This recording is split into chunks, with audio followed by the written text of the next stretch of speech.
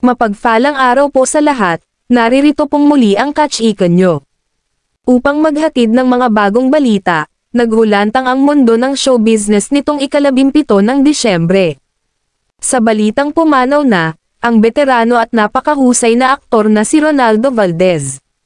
Kinumpirma ito ng QCPD, maraming tanong at haka-haka ang naiuulat tungkol sa biglaang pagkamatay ng mahusay na aktor. Bumuhos ang pakikiramay at sari-saring pagpaparangal sa mga naging kasamahan niya sa industriya. Sa pangunguna ni Catherine Bernardo na itinuring talaga siyang lolo. Ang role na huling ginampanan ng magaling na aktor sa seryeng Too Good to Be True.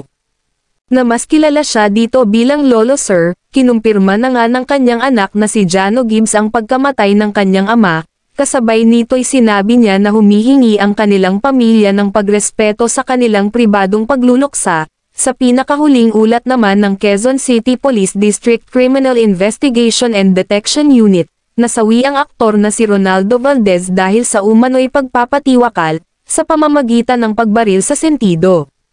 Ayon sa kanilang ulat, lumilitaw na suicide ang sanhi ng pagkamatay ng veteranong aktor.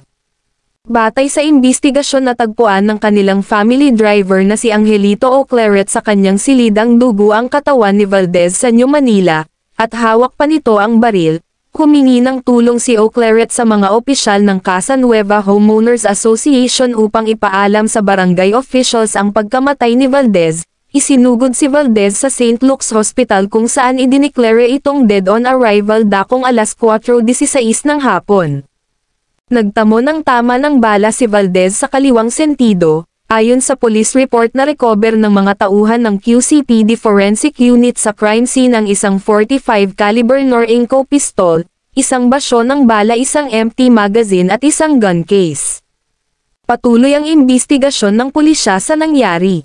Ang 77 taong gulang na aktor ay sinasabing nakararanas ng depresyon dahil di umano sa kanyang sakit.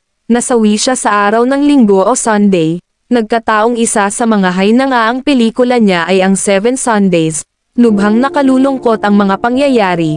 Bukod sa angking kahusayan sa pag-arte ay maraming nagsasabi na napakabait nito. Isang haligi na naman ng pelikulang Pilipino ang nawala. Rest in peace Sir Ronaldo Valdez.